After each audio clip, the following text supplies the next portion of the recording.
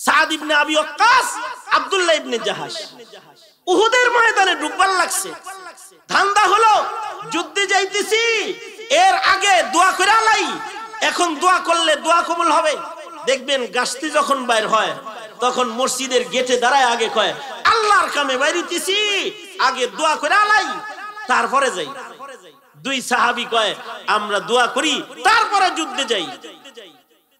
কিন্তু কয় মুনাজাত একটা হবে না, মুনাজাত দুইটা হবে। তোমার দোয়া তুমি করবা, আমার দোয়া আমি করবো, কিন্তু আমিন একসাথে হবে।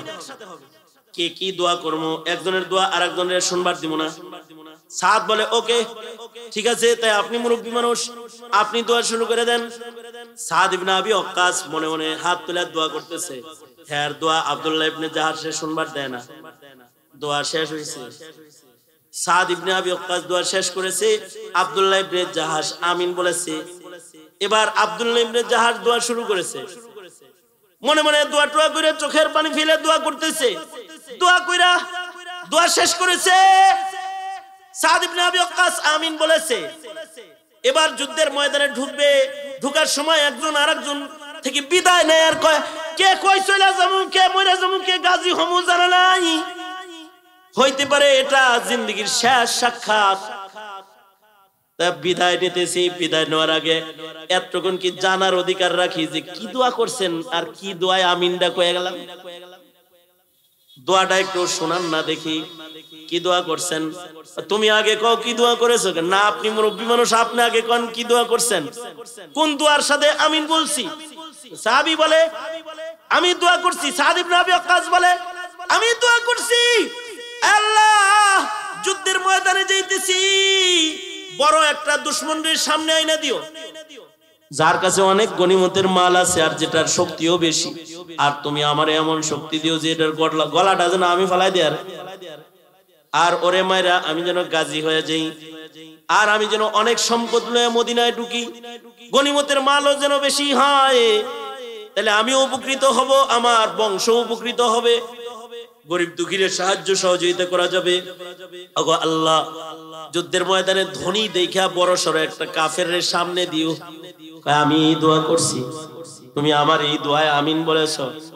আপনি কি দোয়া করছেন? আমি দোয়া করছি। ওগো আল্লাহ, কাফের আর মুসলিম যুদ্ধ হইতেছে, এক একজন তো মৃত্যুবরণ করবে, শহীদ হবেই। ওগো আল্লাহ, সেই শহীদটা তুমি আমাকে বানায়া দিও, আমাকেও শহীদ বানাও, আমার মরণটা যেন শহীদি মরণ হইয়া যায়, আমাকে তুমি শহীদি মরণ দিও।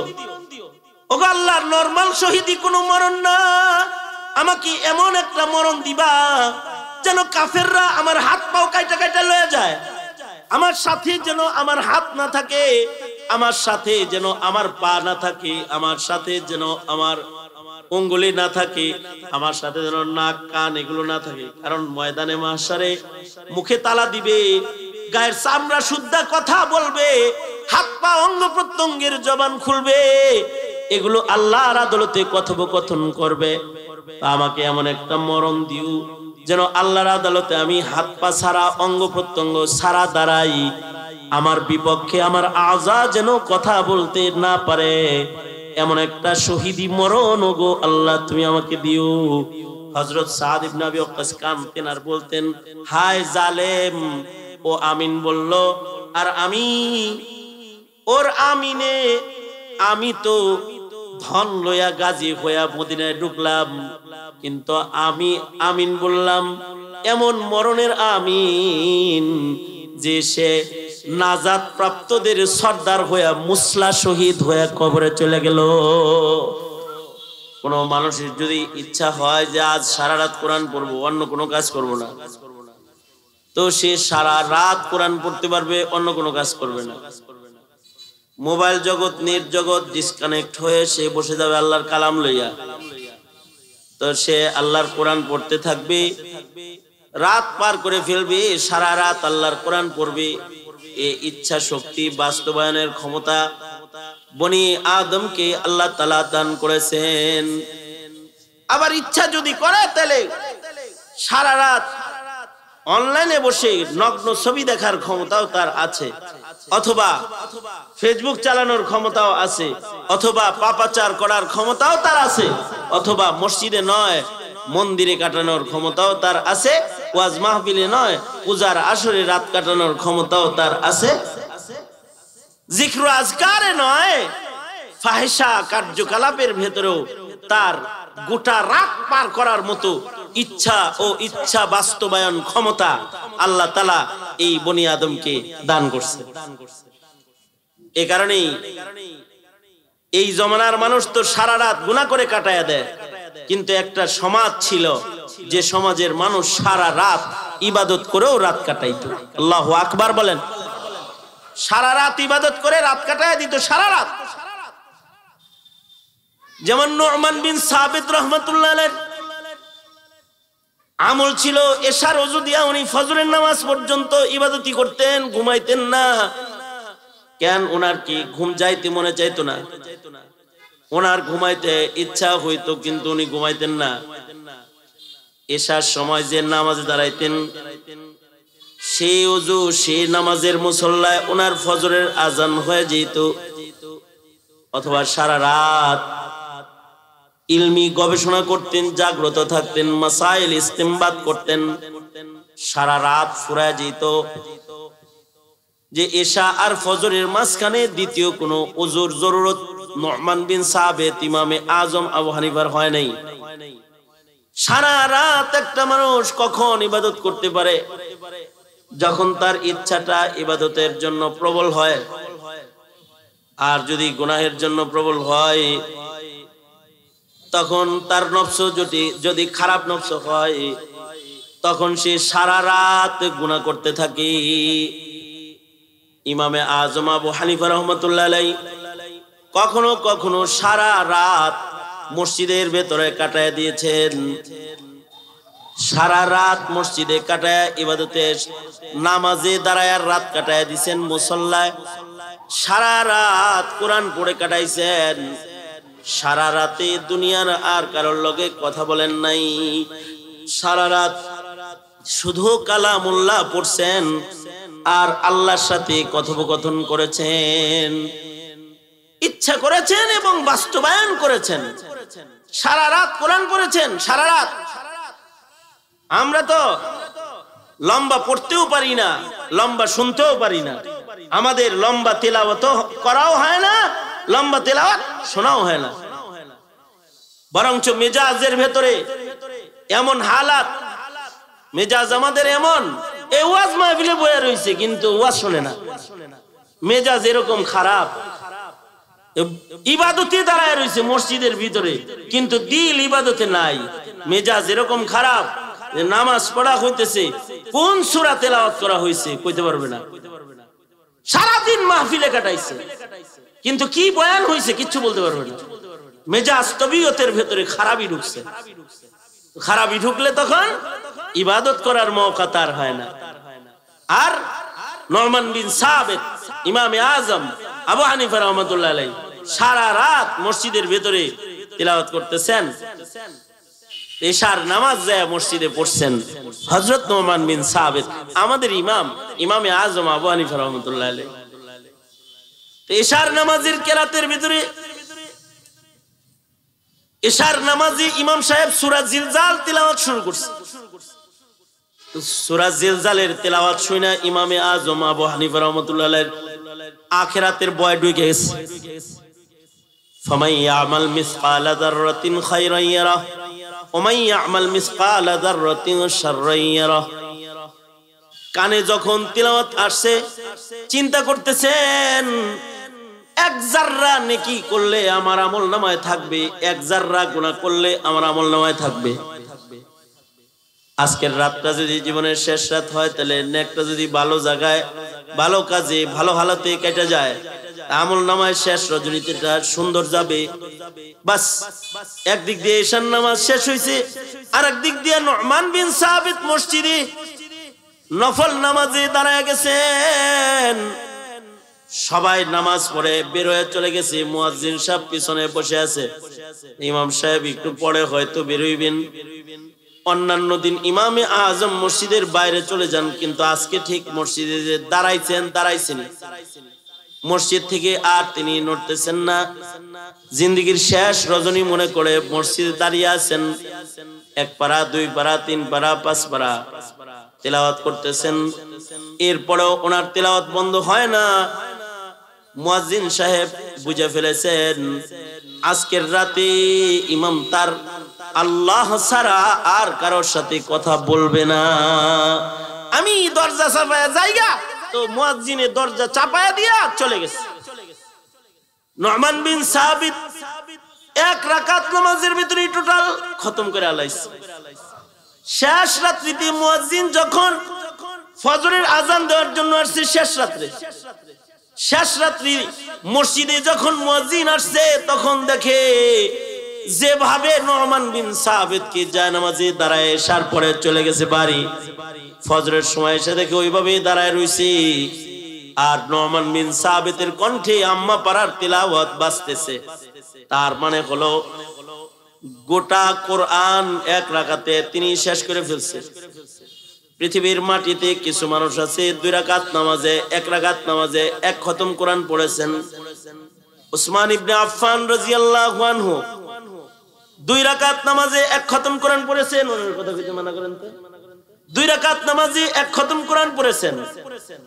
2 রাকাত নামাজ, মাত্র 2 রাকাত নামাজে 1 খতম কোরআন শরীফ পড়েছেন উসমান ইবনে আফফান। কখনো কখনো হযরত উসমান 1 রাকাত নামাজে 1 খতম কোরআন পড়েছেন, কখনো কখনো 1 রাকাতের ভিতরে খতম শেষ করে ফেলেছেন। উবাই ইবনে কাব রাদিয়াল্লাহু আনহু 2 রাকাত নামাজে 1 খতম কোরআন মজিদ পড়েছেন। আর হযরত তামিমে দারি রাদিয়াল্লাহু আনহু 1 রাকাত নামাজে 1 খতম কোরআন শরীফ পড়েছেন। 1 রাকাতে খতম কমপ্লিট করেছেন। 1 রাকাতের ভিতরে 1 খতম কোরআন কমপ্লিট পড়া তাদের ঈমানি শক্তির কারণে সম্ভব হইতো। তাইয়ুজ জামান অথবা তাইয়ুল আরদ যাদের জন্য হইতো, আল্লাহ তাআলা সময় ও জমিনে বরকত দিয়ে দিত, অল্প সময়ে অধিক রাস্তা যেত, অল্প সময়ে অধিক ইবাদত তারা করত। 1 রাত্রে 1 রাকাতে টোটাল কোরআন মজিদ খতম করত। কারণ আমাদের মতো ডুপ্লিকেট ইমানদার ছিল না, তো অ্যাকুরেট ইমানদার ছিল। এমন ইমানদার ছিল যে ইমানদার তার সামনে আগুন দাঁড়াইতে পারতো না। হযরত তামিমে দারি মদিনাতুল মুনাওয়ারাতে আছেন। এক সময় হযরত ওমরের খেলাফত আমল, মদিনার এক পাহাড় থেকে একটা আগুন মদিনার দিকে আসতেছিল। হযরত ওমরের কাছে খবর গেছে, আমিরুল মুমিনিন অমুক পাহাড়ের গুহা থেকে আগুন বেরিয়ে আসতেছে। এর আগেও তো একবার বাইরে হইছে আগুন। অমুক পাহাড়ের গুহা থেকে আগুন বের হইতেছে, আগুন জাহিলিয়াতেও বের হইছে। পাপের প্রাচুর্যতার কারণে এই গুহা থেকে বের হইছে আগুন। তো খবর আসছে আমিরুল মুমিনিন হযরত ওমরের কাছে খবর আসছে যে ওই আগুনটা আবার বের হইছে। হযরত ওমর নবীর সাহাবী তামিমে দারি, যিনি বাচপানে নবীজিকে কোলে রাসূলের কোলে উঠছেন আর নবীজিকে কোলের থেকে দেখছেন। ছোট্ট সাহাবী তামিমে দারিকে হযরত ওমর বলে, এই তামিমে দারি যাও, ওই যে গুহা থেকে যে আগুনটা মদিনার দিকে আসতেছে ওরে একটু শাসন করে ভিতরে ঢুকায়া দিয়ে আসো। তামিমে দারি কোন লাঠি ছাড়া, কোন অস্ত্র শস্ত্র ছাড়া খালি হাতে গেলেন। আমরা তো আমাদের হাত দিয়া মানুষ মারতে পারি, মানুষের উপরে শাসন জারি করতে পারি। আমাদের হাত দিয়া আমরা গরু মারতে পারি, কুত্তা মারতে পারি, মানুষ মারতে পারি, কিন্তু তামিমে দাঁড়িয়ে তার হাত দিয়া আগুন রে মারত। উনি আগুন বরাবর দাঁড়ায় আগুনকে থাপ্পড় দেওয়া শুরু করলো, চাপাটাঘাত শুরু করলো। বিয়াদব, কোন দিকে আইতেছো জালেম কাহেকার? জানো সামনে কে ঘুমায় রইছে? সামনে ঘুমায় রইছে রাহমাতুল লিল আলামিন মুহাম্মদুর রাসূলুল্লাহ সাল্লাল্লাহু আলাইহি ওয়াসাল্লামের রওজা আতহার সামনে আছে, পেছনে যাও। আগুন রে থাপ্পড় দেওয়া শুরু করছে, আগুন রে লাথি মারে, আগুন রে কিল ঘুষা দেয় আর কয়, ফের যদি কোনোদিন আর নবীর শহরের দিকে আইস তাহলে কিন্তু খবর আছে, যা গুহার ভেতরে ঢুকে যা আর কোনোদিন বের হবি না। সেই যে তামিমে দারির শাসনে আগুন যায় গুহার ভিতরে ঢুকছে, এরপর থেকে কোনোদিন আর ওই গুহার থেকে আগুন বাইর হয় নাই। এরকম একজন মুমিন ছিলেন হযরত তামিমে দারি, যে এক রাকাত নামাজে টোটাল কোরআন খতম করছেন। এক রাকাত নামাজে, এক রাকাত নামাজের ভিতরে কোরআন মজিদ শুরু করছেন আর শেষ করছেন। তাবেঈনদের ভিতরে যারা এক রাকাতে টোটাল কোরআন খতম করেছেন, তাদের ভিতরে একজন হলেন হযরত নু'মান বিন সাবিত, ইমামে আজম আবু হানিফা রাহমাতুল্লাহি আলাইহি। রোজার মাসে ডেলি এক খতম পড়ছে, 30 রোজায় 30 খতম, রমজানে এক খতম, তারাবিতে এক খতম, এক এক দিনে এক এক খতম করে পড়ছেন। এক এক দিনে এক এক খতম, 30 রোজায় 30 খতম। 2 রাকাত না, 1 রাকাত নামাজেও খতম করেছেন। হযরত সাঈদ ইবনে জুবায়ের রাহমাতুল্লাহি আলাইহি, বিশিষ্ট তাবেঈ, তিনি 1 রাকাত নামাজে টোটাল কোরআন খতম করেছেন। 1 রাকাত নামাজে আলহামদুলিল্লাহ। আমরা দেখেছি এমন মানুষদেরকে যারা 1 রাকাতে 15 পারা পড়া ফেলছে, 10 পারা পড়া ফেলছে। রাতের বেলায় নামাজে দাঁড়াইছে জেলখানার বন্দি কুঠুরিতে, পড়তেছে পড়তেছে পড়তেছে পড়তেছে, ফজর পর্যন্ত তেলাওয়াত করছে। 12 পারা 15 পারা তেলাওয়াত করে ফেলছে। 1 রাকাত 2 রাকাত নামাজের ভেতরে 15 পারার তেলাওয়াত। আমাদের কিছু কিছু মুহাদ্দিসিন হযরতরা আছে যারা জেলখানার ভেতরে প্রতি আওয়াবিনের নামাজে 4 পারা 5 পারা তেলাওয়াত করে। আপনাদের টাঙ্গাইলের পুলিশ যারা আছে, কারারক্ষী, হ্যাঁ করে জিগায় দেখেন, যারা কারারক্ষীর চাকরি করে যে মোল্লারা রাতে কি করে, ওরা বলবে ওরা রাতের বেলায় 5 পারা 7 পারা কোরআন পড়ে নামাজে। সুবহানাল্লাহ। আগামী কালকে কয়েন, কারণ আপনারা তো সারা রাত ইবাদত বন্দি করার ইতিহাস জানেন না, সারা রাত গুনাহ করার ইতিহাস দেখেন, সারা রাত পাপাচার করার ইতিহাস দেখেন। কিন্তু আবেদ যারা, তারা সারা রাত ইবাদত করে। মানুষকে এই ইচ্ছা শক্তি আল্লাহ দান করেছেন। মানুষ ইচ্ছা করলে সারা রাত নামাজ পড়তে পারে, আবার ইচ্ছা করলে সারা রাত আকাম করতে পারে। এই আকাম করার ইখতিয়ার, কুকর্ম করার ইখতিয়ার আল্লাহ মানুষকে দান করেছেন। নু'মান বিন সাবিত নামাজে দাঁড়ায় তেলাওয়াত শুরু করছে।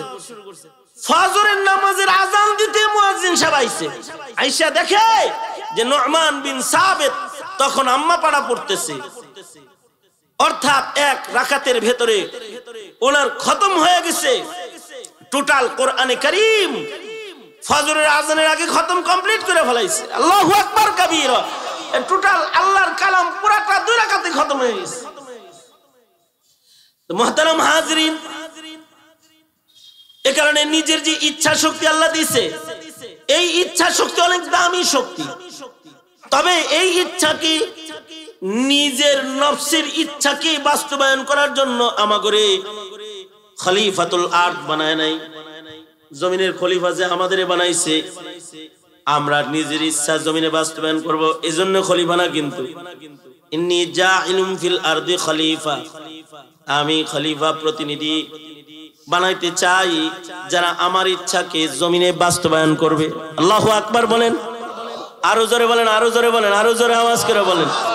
আল্লাহর জমিনে আল্লাহর ইচ্ছা বাস্তবায়ন করবে, তার ব্যক্তি জীবনের ইবাদত দিয়া আল্লাহর ইচ্ছা বাস্তবায়ন করবে, তার ব্যক্তি জীবনের, সামাজিক জীবনের, পারিবারিক জীবনের কার্যক্রম দিয়া তার সমাজ, তার পরিবারের ভেতরে আল্লাহর ইচ্ছা বাস্তবায়ন করবে। রাষ্ট্রীয়ভাবে তার রবের ইচ্ছাকে সে রাষ্ট্রীয় কায়দায় বাস্তবায়ন করবে, তার নিজের ইচ্ছাকে জলাঞ্জলি দিবে। কারণ সে তো ইচ্ছা শক্তির গোলাম না, সে কার গোলাম? আরো আস্তে করে বলেন, আর একটু আস্তে করে বলেন। সে কার গোলাম? জোরে আওয়াজ করে বলেন, কার গোলাম? আমরা কার গোলাম? আল্লাহর গোলাম। আল্লাহর গোলাম যারা, তারা তো নিজের ইচ্ছা বাস্তবায়ন করবে না, তারা নিজের ইচ্ছা শক্তিকে দমন করবে। ইচ্ছা শক্তি দমন নিপীড়ন করবে, ধর্ম দমন নিপীড়ন না। ইচ্ছা শক্তিকে দমন করবে, ওয়া আম্মা মান খাফা মাকামা রাব্বিহি ওয়া নাহান নাফসা আনিল হাওয়া ফাইন্নাল জান্নাতা হিয়াল মাওয়া। দুইটা বিশেষ গুণ, একটা হলো মান খাফা মাকামা রাব্বি, তাকওয়ার গুণ। সে খোদা ভীতু, আল্লাহ ভীতু, সে ভয় পায় দুনিয়ার কাউকে না, একমাত্র কাকে ভয়, একমাত্র কাকে। চিৎকার করে মুমিনের আওয়াজে বলেন, ভয় কাকে? আম্মা মান খাফা মাকামা রাব্বি, সে আল্লাহ পাকের মাকামকেই ভয় পায়, দুনিয়ার আর কারোর মাকামকে ভয় পায় না, দুনিয়ার আর কাউকে ভয় পায় না। ভয় করে একমাত্র কাকে? আল্লাহকে ভয় করে। আল্লাহ কি এমন ভয় করা করে যে ছোট্ট অপরাধও করে না, রাতের অন্ধকারেও গুনাহ করে না? কারণ তার রবকে সে ভয় করে, আল্লাহকে ভয় করে। আমাদের অনেকে আছে যারা আল্লাহরে ভয় করে না, আল্লাহরে ভয় করে না, বন্ধুরে ভয় করে, বউরে ভয় করে, ছেলে মেয়েরে ভয় করে, দলেরে ভয় করে, চাকরিরে ভয় করে, জমিনের মানুষদেরকে ভয় করে, বাঘেরে ভয় করে, সিংহরে ভয় করে, সাপেরে ভয় করে, এমনকি মশারে ভয় করে। মশা যদি বুনবুন করে, গুনগুন করে, আর ঘুম সরে, গিরে ঘুমাস না কেন করে, ডর করে, কি এনে মশা বেশি, যদি কামড় মারে আর যদি ডেঙ্গু ধরে, তার মানে সে মশারেও ভয় করে, সার পোকারেও ভয় করে, পিঁপড়ারে ভয় করে, কিন্তু আল্লাহরে ভয় করে না। এরকম মেজাজের কিছু মানুষ আছে যারা মশারে ডরায় কিন্তু আল্লাহরে ডরায় না। আছে না নাই? আছে না নাই? আছে না? এই মানুষগুলা দেখবেন গুনাহ করতে তাদের বাদে না, আকাম করতে তাদের কোনো গায়ে বাদে না, তাদের হারাম খাইতে, হারাম কামাইতে, হারাম করতে, হারাম বলতে তাদের কোনো কলজা কাঁপে না, তাদের কোনো কাপা কাপি নাই, কারণ আল্লাহর ডর নেই। আর যারা আল্লাহকে ভয় করে তারা রাতের অন্ধকারেও একজনের স্মরণ করে। জোরে বলেন, একজনকে স্মরণ করে। একলা ঘরে বসে একজনকে স্মরণ করে। যখন নিরিবিলি থাকে তখনও একজনের চিন্তা তার ভিতরে রয়, যার ভয় সে তার হৃদয়ে রেখেছে। এক জাররা গুনার কাম সে করবার পারে না, এক লুকমা হারাম সে খাইতে পারে না, একটা কু কথা সে উচ্চারণ করতে পারে না, একটা কুদৃষ্টি সে তাকাইতে পারে না। যখনই ভিন্ন দৃষ্টি আইসা যায় নজর নিম্নগামী করে নামায় ফেলায়, কারণ আল্লাহ পাককে ভয় করে। আল্লাহর ভয় যার যত বেশি, ইন্না আক্রামাকুম ইনদাল্লাহি আতকাকুম, সাহাবীদের ভিতরে আল্লাহর ভয় বেশি, এজন্য সাহাবীদের মর্যাদা বেশি।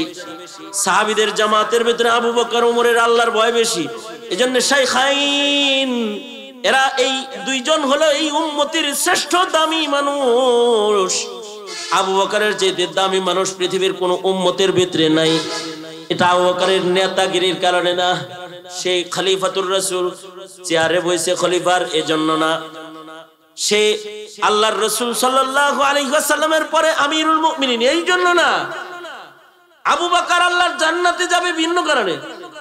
ইন্না আকরামাকুম ইনদাল্লাহি আতকাকুম, আবু বকরের মর্যাদা এজন্য বেশি, আবু বকরের ভিতরে আল্লাহর ভয় বেশি, এ কারণে আবু বকরের মর্যাদা বেশি। এ কারণে আবু বকর যা পারছে তা আর কেউ পারে নাই। আল্লাহ ভীতির ভিতরে আবু বকরের মানদণ্ড আলাদা, এর ভিতরে কোনো কেউ ওনার কোনো মাসিল নাই, ওনার কোনো সমসাময়িক কোনো খোদা বেতুর কোনো উপমা নাই, দৃষ্টান্ত নাই। ওনার খুদাবিতিটা আলাদা খুদাবিতি। একদিন হযরত ওমর রাতের বেলায় হাঁটতেছেন, দেখে হযরত আবু বকর রাতে হাঁটতেছেন। আবু বকর রাতের অন্ধকারে কই যান? মদিনায় যারা আছে তাদের খেদমত করি, কে খায়া থাকে কে না খায়া থাকে রাতের আধারে ঘুরে ঘুরে দেখি। খলিফাতুল মুসলিমিন, আমি যদি মরি তো আমার তো এ সম্পর্কে জিজ্ঞাসা করবে, এই জন্য ঘুরি আর দেখি। হযরত ওমর বলে, আমিরুল মুমিনিন, ভালো কথা, রাতের বেলায় ঘুরবেন, অসহায় মানুষের খেদমত রাতের আধারে করবেন, কিন্তু খালি পায়ে হাঁটতেছেন কেন? পাথরের জমিনের উপরে খালি পায়ে হাঁটতেছেন কি লাগা? পাথরের আঘাতে যদি পা জখম হয়ে যায়, খালি পায়ে কি লেগে হাঁটবার লাগছেন? হযরত আবু বকর বলে আল্লাহর ডরে খালি পায়ে হাঁটতেছি। কি ডর আল্লাহ পাকের বুঝি নাই? মদিনায় রাতের অন্ধকারে নিশি রজনীতে জুতা পায়ে দিয়ে খরম পায়ে দিয়ে আমি হাঁটতে ভয় পাই, কারণ রাতের বেলায় ছোট্ট আওয়াজ এটাও দূরে চলে যায়। আমি যদি মদিনার উঁচু নিচে পথে জুতা পায়ে দিয়ে হাঁটি আর আমার জুতার আওয়াজে যদি ঘুমন্ত কোন আল্লাহ পাকের গোলামের ঘুম ভাঙ্গা যায়, আর আল্লাহ যদি বলে খলিফা পায়ের আওয়াজ দাম্ভিকের আওয়াজের জুতার বাড়ির আওয়াজ দিয়া খটখট খটখট করে হাঁটছে, কিছু আছে না খটখট করে হাঁটে, হাঁটা দেখলেই বোঝা যায় একটা অফিসার যাইতেছে। হ্যাঁ, খরমের আওয়াজ জুতার খোরের আওয়াজ দেখলে চাইতে মনে চায় কে যেন হাঁটটা যায়, মানে তার দাম্ভিকতা তার হাঁটার ভিতরে ফুটে। আর আল্লাহ তাআলা বলে ওয়া ইবাদুর রহমান ইয়ামশুনা আলাল আরদি হাওনা, ইয়ামশুনা আলাল আরদি হাওনা। বিনয়ের হাঁটা চলা, বিনয়ের সাথে হাঁটা, তার হাঁটা আওয়াজও যেন কারোর কানে না যায়। নিরিবিলি হাঁটা। ওয়ানাহান নাফসা আনিল হাওয়া, নিজের নফসের মত মতো চলে না, আল্লাহকে ভয় করে। ভয় করার মতো যে আমি আদালতে কথা বলতে পারুম না, আল্লাহরে চেহারা দেখাইতে পারুম না। হযরত আবু বকর 3 দিন ধরে না খাওয়া, ওনার কাছে রুটি গোশত হাদিয়া আসছে। হাদিয়াটা দিছে কে? ওনারই গোলাম। নিজের বাড়িতে রুটি গোশত আইছে, সিদ্দিক আকবরের জন্য লই আইছে। 3 দিনের না খাওয়া আমিরুল মুমিনিন যারা সা হাদিয়া আনছি এগুলো খান, এটা খায়া নিজের ক্ষুধার যন্ত্রণা মিটান।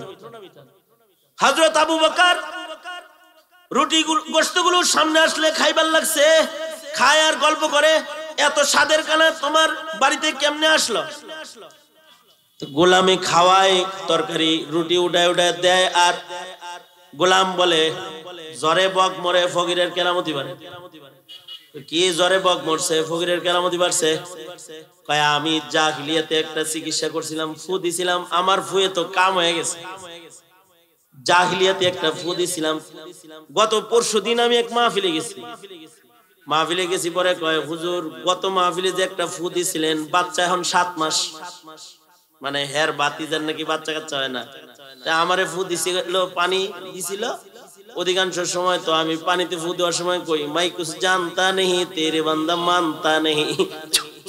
আল্লাহ আমি কিন্তু কিছু জানি না, হে দৌড়ছে ছাড়ে না, এর লাগে মারছে একটা ফু।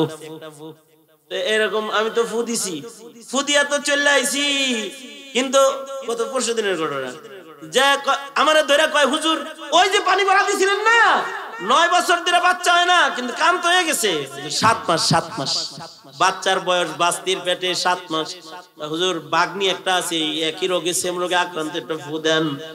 দেন ভাই, আগাম করেন না, কারণ আমি এগুলো পারিটাই না। জড়িতে বক মরে ফকিরের কেরামতি বাড়ে। ফু দিতে কইছিলেন, দিছি, ওইটা যে লাগছে ওইটা আমার ফুতে হয়েছে, এটা জরুরি না, এটা আল্লাহ পাক দিছে। কারণ সন্তান দেনেওয়ালা কে? সন্তান দেনেওয়ালা কে? আল্লাহ। আবু বকরের গোলামে কয় কি, জোরে বক মরে ফকিরের কেরামতি বাড়ে। আমি তো জাহিলিয়াতে একটা ফু দিছিলাম, রোগী তো ভালো হয়ে গেছে। এইবার রোগী আমারে গরিব মানুষ, কোন সময় কিছু দিতে পারে না। আজকে তার বাড়িতে ভালো খাবার রান্না হয়েছে, খাইতে বসে হ্যাঁ আমার কথা মনে হয়েছে, হায় রে হে যদি আমারে ফোনা দিত আর পেটের অসুখ ভালো না হইতো, এই খানা এত খাইতে পারতাম না জীবনেও।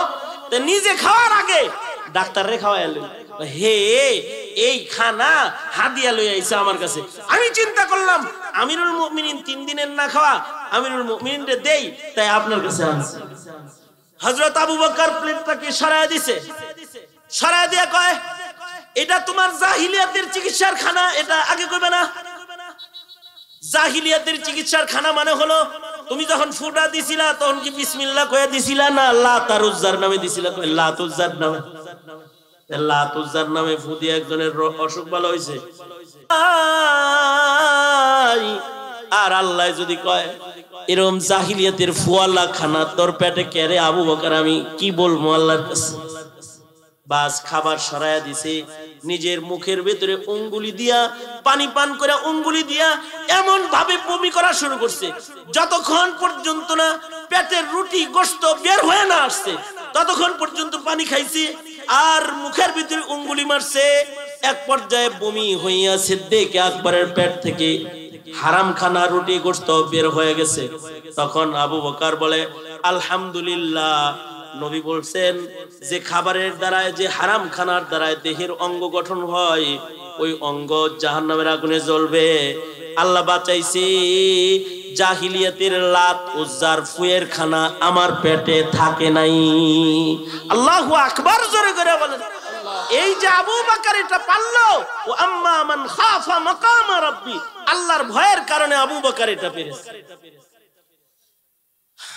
মুয়াত্তা ইমাম মালিকে আছে হযরত উমরের কাছে দুধ হাদিয়া আসছে, খায়া ফেলাইছে, কারণ নবী দুধ পছন্দ করত।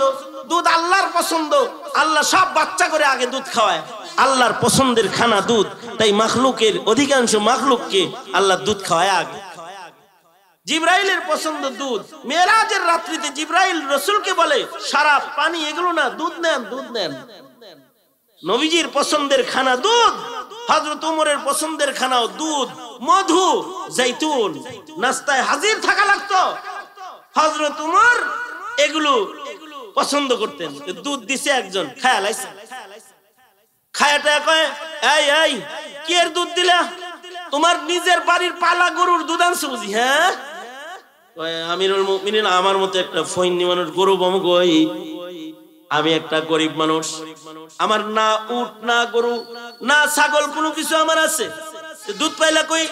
দুধগুলা বাইতুল মালের দুধ, বাইতুল মালের উট দহন করে গরিবদেরকে যে দুধ বিতরণ করা হয়, আজকের বাটে আমি পাইছি। আমি ভাবলাম আপনারাও খাওয়াই, নিজেও খাই। হযরত উমর সাথে সাথে কয় কি কাম এটা করলা? উমর রে পেছে ফেলাইলা, বাইতুল মালের জিনিস আমারে খাওয়াইলা। হে আবার ফতোয়া দেয়, আমার জন্য সাদকা ওয়া লাকা হাদিয়া, আপনার জন্য এটা হাদিয়া, আমার জন্য সাদকা, আপনার জন্য হাদিয়া, সমস্যা কি? হযরত ওমর বলে এমন হাদিয়া এটা যেটা পেটে লইয়া মরলে খবর আছে, কারণ বাইতুল মাল এখন আমার মা তাহাত, আমি খলিফাতুল মুসলিমিন, আমি ইচ্ছা করলে তো উলান থেকে দোয়া এনে খাইতে পারি, দিলে যদি হালাল হইতো তোমারে গুড়ায়া হাদিয়া বানায়া খাইলে, আল্লাহ যদি মরার পরে কয় দুধ এগুলো তো তোমার হুকুমতের সরকারি দুধ লাগে, ওমর এগুলো তোমার পেটে খেয়ে আমি কি বলবো? কি বলবো আমি? সুতরাং এটা মুখে দিয়া ভুল হয়ে গেছে। হযরত ওমর পানি পান করে মুখে অঙ্গুলি দিয়া ততক্ষণ পর্যন্ত খোঁচালেন যতক্ষণ পর্যন্ত ওনার বমি না হয়। বমি হইছে পরে, তারপরে ওমর শান্ত হয়েছেন। এই যে হযরত ওমর বমি কইরা সামান্য সরকারি দুধ যেটার ভিতরে পেঁয়াজ আছে, পেঁয়াজ পেঁয়াজ পেঁয়াজ লেগে গেছে, এইটা কি পর্যন্ত সন্দেহযুক্ত হয়ে গেছে, হিসাবের বেলায় শাকসুবা এসে গেছে। খাবার কিন্তু হালাল, কিন্তু বিচারের দিন কিছু ফাঁক বাইর হইতে পারে। আল্লাহর ভয়ে হযরত ওমর বমি করে এটাকে ফেলে দিলেন। ততক্ষণ পর্যন্ত হযরত ওমর ক্ষান্ত হলেন না যতক্ষণ পর্যন্ত দুধগুলা বমি না হইল। এই যে হযরত ওমর এটা পারলেন, পেরেছেন নিজের নফসকে এরকম কাবু করতে, যখন আল্লাহ পাকের মাকামকে তিনি ভয় করেছেন। আর আমাদের সমাজে দুধ না রিজার্ভ ফান্ড খায়া ফেলায় কোনো খবর হয় না। রিজার্ভ ফান্ড উদাও, জনগণের মাল দৌলত উধাও। ইলেকশন আয়া পড়ছে, এখন তো ক্ষমতার চেয়ারে যাওয়ার প্রতিযোগিতা চলছে।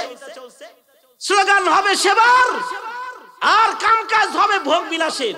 সারা বাংলাদেশ, সারা দুনিয়া যে সেবার স্লোগান দিয়ে খালি চেয়ারে বসে যায়, উনি মাশাআল্লাহ খেদমত করে, কিন্তু উনি বেচারা আঙ্গুল থাকে কলা গাছ হয়ে যায়, কলা গাছ হয়ে যায়। এটা কি সব হালাল খায়া খায়া কলা গাছ হয়েছে? হালাল খায়া খায়া বিদেশি বাড়ি গাড়ি হয়েছে, আঙ্গুল ফুলে কলা গাছ হয়েছে। তাকওয়াল্লাহ থাকতে হয়, তাহলে তখন জাতির রাজস্ব, জাতির হক নষ্ট করে তাকওয়াল্লাহ যাদের ভেতরে থাকে তারা কখনো বেঁটে লইতে পারে। ওমর ইবনে আব্দুল আজিজ রাহমাতুল্লাহি আলাইহি ওনার শাসনামলে উনি এক গভর্নরকে উনি পাঠায়া দিলেন এক এলাকায় গভর্নর হিসেবে। এই গভর্নর ওখানে গভর্নরগিরি করতেছে। ওমর ইবনে আব্দুল আজিজ বরকতি মানুষ, ওনারে কে না ভালোবাসে। উর্দুন থেকে এই গভর্নরে ভালো খেজুর কিনা ওমর ইবনে আব্দুল আজিজের জন্য হাদিয়া পাঠাইছে, 2 বক্স 2 কার্টুন। তো হযরত ওমর ইবনে আব্দুল আজিজ তো আজব এক খলিফাতুল মুসলিমিন, যিনি মাত্র 2.5 বছর খলিফা ছিলেন, আর ওনার খেলাফতের প্রভাব 2.5 বছরে মানুষ না খালি হাইওয়ান জানোয়ারের উপরে পড়ছে। বাঘ কখনো ছাগলের রক্ত পান করেনি ওনার শাসনামলে। হযরত ওমর ইবনে আব্দুল আজিজ ওনার কাছে উর্দুন থেকে 2 পুটলা খেজুর আসলো। কে পাঠাইছে খেজুর? কয় আপনার বক্তব্য যেটা আছে, গভর্নর যারা বানাইছেন সে তার পয়লা বেতনের টাকা দিয়ে, হালাল টাকা দিয়ে কিনা পাঠাইছে। পাঠাইছে কে আপনি? কয় আসছে ডাক বিভাগের গাড়িতে। ডাক বিভাগের এটা কি বেসরকারি গাড়ি না সরকারি গাড়ি? সরকারি গাড়ি, যেটা আপনার কার্যালয় থেকে ওই পর্যন্ত গেছিল। উর্দুন থেকে খালি গাড়ি আপনার কার্যালয়ে আইতেছে, তো 2 পুটলা খেজুর খালি গাড়িতে উঠাই দিছে। হযরত ওমর ইবনে আব্দুল আজিজ বলে এই 2 পুটলা উঠায় তো আমার কামটা সারা করছে, খাওয়ার কাম শেষ করছে। কারণ সরকারি গাড়িতে চড়ে আইছে, সরকারি গাড়িটা এটা রাষ্ট্রীয় টাকার কে না।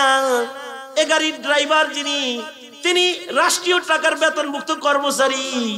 সে মেহনত করে এই খেজুর গুলাকে বিনা প্রতিদানে নিয়ে আইছে, সরকারি খরচে আনছে। তার ভিতরে খেজুরের ভিতরে সরকার ঢুকেছে। এই সরকার ঢোকা খেজুর আমি খাইতে পারব না, যাও খাদেমকে বলে খেজুর গুলা বেচে দাও, আর মূল্যটা বাইতুল মালে জমা করে দাও। তামাশা বাতিজা দেখবার লাগছে। খাদেম বাজারে চলে গেছে, বাতিজা পিছে পিছে যায় আর কয় খেজুর আমার দাম উঠাবি, বাজারে কিনবো আমি। দাম উঠছে 14 টাকা। বাতিজা কয় আমার, তাহলে দাও, চলো ঠিক আছে, এই 14 দুগুণে 28, এই টাকাটা বাইতুল মালে জমা করে দাও, খেজুর গুলা আমারে দাও। তো বাতিজা ওমর ইবনে আব্দুল আজিজের ভাতিজা দামি খেজুর গুলা কিনা 1 প্যাকেট নিজের জন্য রাখছে, আর 1 প্যাকেট ভাতিজা মাথায় করে চাচার বাড়ি নিয়ে কয় চাচা আমার পক্ষ থেকে হাদিয়া। এটা উর্দুনের প্যাকেট লাগে? হ্যাঁ উর্দুনের প্যাকেট, বাজার থেকে আমি কিনছি, কিনা চাচারে দিয়ে দিছি। চাচাই কি ভাতিজার খাইতে পারে না? হ্যাঁ পারে। আগে তো সরকারি পেঁয়াজ ছিল, এখন তো ওরকম পেঁয়াজ নাই, দাও খাই। এরপরে ওমর ইবনে আব্দুল আজিজ খেজুর গুলোকে খেয়েছেন। যদি এরকম তাকওয়াল্লাহ সারা দুনিয়ার মুসলমানদের ভিতরে এখন থাকতো যে হিসাব কইরা খাবে, দুর্ভিক্ষ আসতো না, রাষ্ট্র সম্পদ পাচার হয়ে ভিন্ন জায়গায় চলে যেত না। তাকওয়াল্লাহ দরকার। ওয়া আম্মা মান খাফা মাকামা রাব্বি, ওয়া আম্মা মান খাফা মাকামা রাব্বি, আল্লাহর ভয় থাকা দরকার, যে আল্লাহকে চেহারা দেখাইতে হবে। আরে আকিল না হো গাফিল, तुझे दुनिया से जाना है, तुझे एक दिन ये मोह अपनी रब को दिखाना है। আল্লাহর ভয় যদি আসে তাহলে নিজের নফস যা চাইবে তা বুনিয়াদম করবে না। 2 সাহাবী সাদ ইবনে আবি ওয়াক্কাস, আব্দুল্লাহ ইবনে জাহাশ উহুদের ময়দানে ডুববার লাগছে। ধান্দা হলো যুদ্ধে যাইতেছি, এর আগে দোয়া করে আলাই, এখন দোয়া করলে দোয়া কবুল হবে। দেখবেন গাছটি যখন বাইর হয় তখন মসজিদের গেটে দাঁড়ায় আগে কয় আল্লাহর কামে বাইরিতেছি, আগে দোয়া করে আলাই তারপরে যাই। 2 সাহাবী কয় আমরা দোয়া করি তারপরে যুদ্ধে যাই। কিন্তু কয় মুনাজাত একটা হবে না, মুনাজাত 2টা হবে। তোমার দোয়া তুমি করবা, আমার দোয়া আমি করবো, কিন্তু আমিন একসাথে হবে।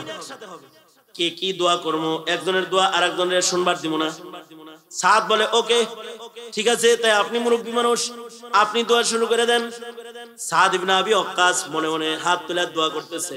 হ্যাঁ, দোয়া আব্দুল্লাহ ইবনে জাহাশ শুনবার দেয় না।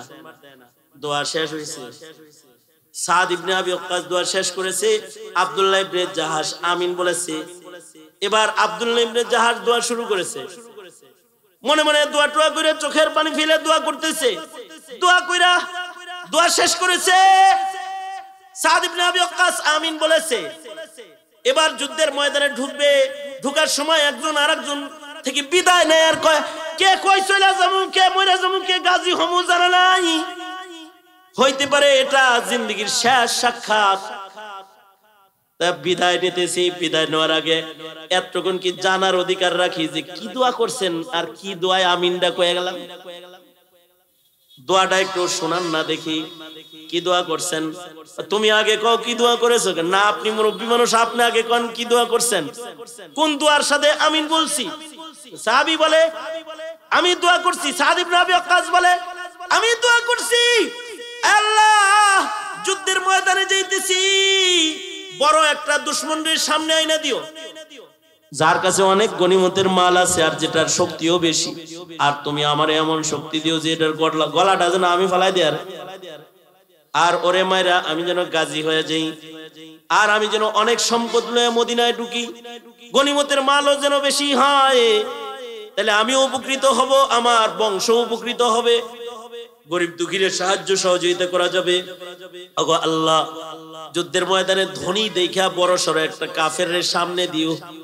আমি দোয়া করছি, তুমি আমার এই দোয়ায় আমিন বলেছো, আপনি কি দোয়া করছেন? আমি দোয়া করছি। ওগো আল্লাহ কাফের আর মুসলিম যুদ্ধ হইতেছে, এক একজন তো মৃত্যুবরণ করবে, শহীদ হবেই। ওগো আল্লাহ সেই শহীদটা তুমি আমাকে বানায়া দিও, আমাকেও শহীদ বানাও, আমার মরণটা যেন শহীদি মরণ হইয়া যায়, আমাকে তুমি শহীদি মরণ দিও। ওগো আল্লাহ নরমাল শহীদি কোনো মরণ না, আমাকে এমন একটা মরণ দিবা যেন কাফেররা আমার হাত পাও কাইটা কাইটা লয়ে যায়, আমার সাথে যেন আমার হাত না থাকে, আমার সাথে যেন আমার পা না থাকে, আমার সাথে যেন আমার অঙ্গুলি না থাকে, আমার সাথে যেন নাক কান এগুলো না থাকে। কারণ ময়দানে মাহশারে মুখে তালা দিবে, গায়ের চামড়া শুদ্ধা কথা বলবে, হাত পা অঙ্গ প্রত্যঙ্গের জবান খুলবে, এগুলো আল্লাহর আদালতে কথোপকথন করবে। আমাকে এমন একটা মরণ দিও যেন আল্লাহর আদালতে আমি হাত পা ছাড়া অঙ্গ প্রত্যঙ্গ ছাড়া দাঁড়াই, আমার বিপক্ষে আমার আযা যেন কথা বলতে না পারে, এমন একটা শহীদি মরণ ওগো আল্লাহ তুমি আমাকে দিও। হযরত সাদ ইবনে আবি ওয়াক্কাস কাঁদতেন আর বলতেন হায় জালেম, ও আমিন বলল, আর আমি ওর আমিনে আমি তো ধন লইয়া গাজী হইয়া মদিনায় ঢুকলাম, কিন্তু আমি আমিন বললাম এমন মরণের আমিন যে সে নাজাত প্রাপ্তদের সর্দার হইয়া মুসলা শহীদ হইয়া কবরে চলে গেল। উহুদের মাঠে যারা মুসলা শাহাদাত বরণকারী তাদের ভিতরে আব্দুল্লাহ ইবনে জাহাশ একজন। কেন এই দোয়া করে ফেলেছে? আল্লাহ পাকের মাকামকে ভয় করার কারণে। ওয়া আম্মা মান খাফা মাকাম রাব্বিহি ওয়া নাহান নাফসা আনিল হাওয়া ফাইন্নাল জান্নাতা হিয়াল মাওয়া। মুহতারাম হাজিরিন, আল্লাহ তাআলা আমাদেরকে ওইরকম আল্লাহ পাকের মাকাম অনুযায়ী আল্লাহ পাককে হাক্কা তুকাতিহ যে ভয়, সে ভয়টা করার তৌফিক দান করুন, আমিন বলেন। বাদাল মাগরিব বাদাল ইশা যে দুই জ্যোতিষ্ক আসার কথা, কথা বলার কথা, ওনারা দুজন আলো ছড়াইতে ছড়াইতে সিঁড়ি দিয়া উঠছে, ওনাদের ইমানি ফোকাস আমাদের উপরে অলরেডি পড়ে গেছে। হাসান জামিল সাহেব হুজুর দামাত বরকাতুহু আসছেন, আর আব্দুল বাতিন কাসেমি দামাত বরকাতুহুম দুইজন শাইখুল হাদিস দুজন আসছেন। দুজনের চেহারা চাঁদের লাহান, চাঁদের মতো সুন্দর দুইজন মানুষ চলে আসছেন। আর ইলমি কাসেমি বাগানের ফুল, দারুল উলুম দেওবন্দের বাগানের ফুল দুজনই, হাফিজ কুরআন দুজনই, মুফতি সাহেব দুজনই, শাইখুল হাদিস দুজনই। তো এইরকম যোগ্য বুজুর্গরা চলে আসছেন।